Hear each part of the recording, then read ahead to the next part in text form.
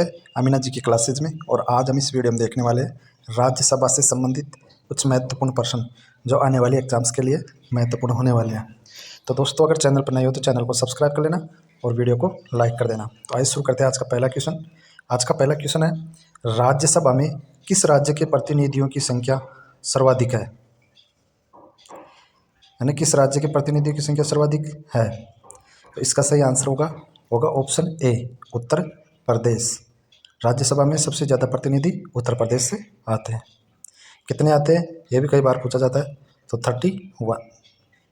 अगला question, question number 2, Rajya Sabha की प्रथम बैठक कब हुई थी? आपको कमेंट करके बता सकते हो। अगर आपको क्वेश्चन पहले से आते हैं तो आप इसमें कमेंट करके बता सकते हो आपके कितने क्वेश्चन सही हुए हैं। तो राज्यसभा की प्रथम बैठक कब हुई थी? तो ये हुई थी 13 मई 1952 को। ऑप्शन बी इसका राइट आंसर होगा। अगला क्वेश्चन, क्वेश्चन नंबर 3, निम्नलिखित में से किसके संबंध में राज्यसभा को लोकसभा के अपेक्षाकृत अधिक अधिकार प्राप्त है?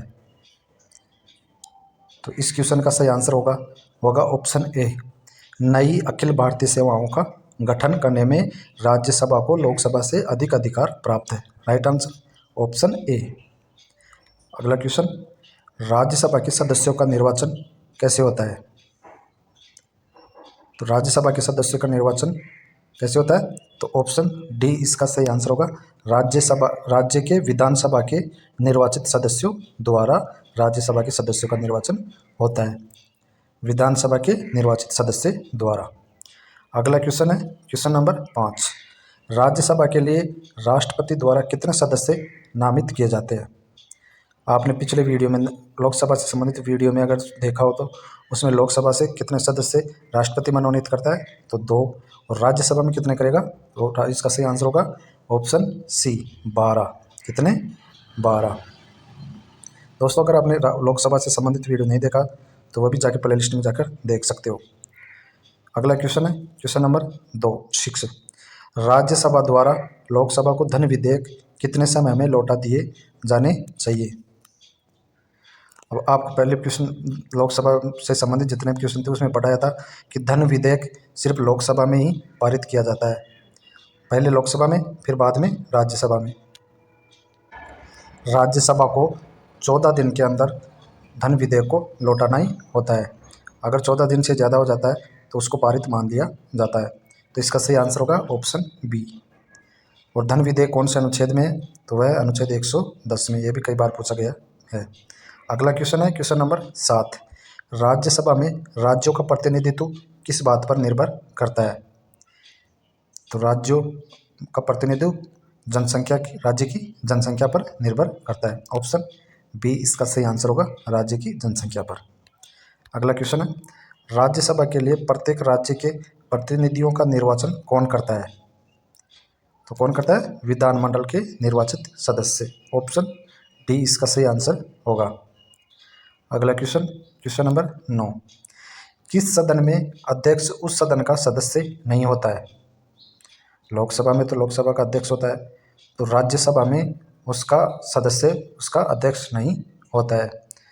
ऑप्शन डी इसका सही आंसर होगा, ऑप्शन डी। राज्यसभा का प्रधान सभापति कौन होता है? तो होता है राष्ट्रपति। अगला क्वेश्चन क्वेश्चन नंबर 10, राज्यसभा का सभापति कौन होता है? तो राज्यसभा का सभापति कौन होता है? उपराष्ट्रपति। ऑप्शन सी इसका सही आंसर होगा, उपराष्ट्रपति। अगला क्वेश्चन, राज्यसभा के सदस्यों का कार्यकाल कितने वर्ष का होता है? राज्यसभा के सदस्यों का कार्यकाल कितने वर्ष का होता है? तो होता है 6 वर्ष का। Option A. प्रत्येक 2 वर्ष में 1/3 सदस्य को वो कर दिया जाता है, बदल दिया जाता है। कितने को? 1/3 को। और पिछले वीडियो में बताया था लोकसभा का कार्यकाल कितने वर्ष का होता है? तो होता है 5 वर्ष का।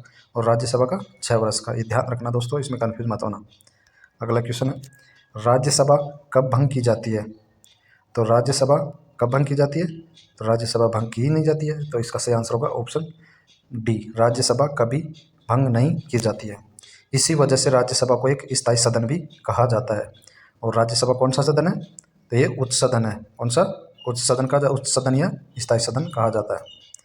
अगला क्वेश्चन है, स्वतंत्र भारत में राज्यसभा के प्रथम सभापति कौन थे? तो राज्यसभा के प्रथम सभापति कौन थे? Doctor S Radhakrishnan. ये भारत के प्रथम उपराष्ट्रपति थे। ऑप्शन ए इसका सही आंसर होगा। अगला क्वेश्चन है क्वेश्चन नंबर 14। राज्यसभा के उपसभापति का निर्वाचन कौन करता है? तो राज्यसभा के उपसभापति का निर्वाचन कौन करता है? तो ये करता है राज्यसभा के सदस्य। ऑप्शन सी इसका सही आंसर होगा। राज्यसभा के सदस्य उपसभापति का निर्वाचन करते हैं।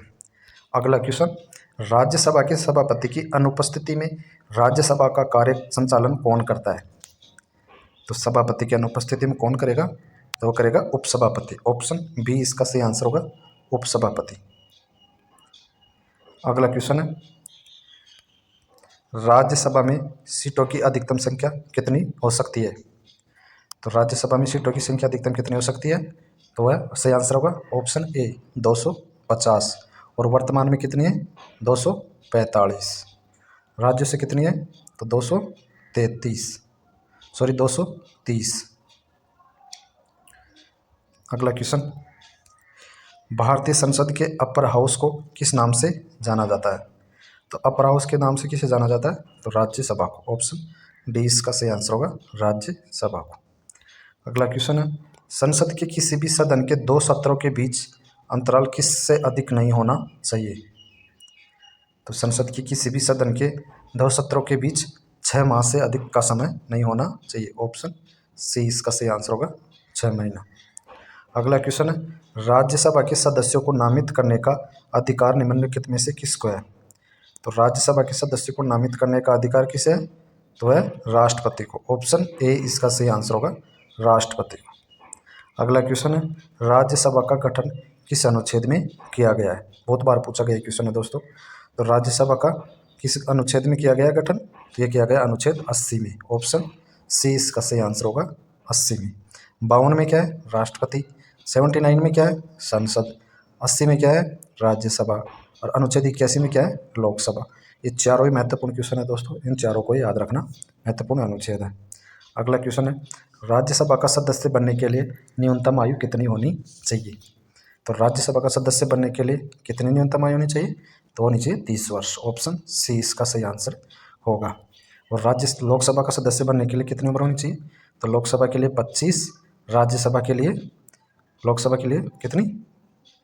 लोकसभा के लिए 25, राज्यसभा के लिए 30, ठीक है। और राष्ट्रपति बनने के लिए 35। ये याद रखना दोस्तों। प्रधानमंत्री के लिए 25 होगी, जो लोकसभा का बहुमत दल का नेता होता है। तो इनको याद रखना जरूरी है। तो दोस्तों ये थे आज के राज्यसभा से संबंधित महत्वपूर्ण प्रश्न, जो आने वाले एग्जाम्स के लिए महत्वपूर्ण है। तो वीडियो अगर अच्छा लगा तो वीडियो को लाइक कर देना और चैनल को सब्सक्राइब कर लेना। धन्यवाद।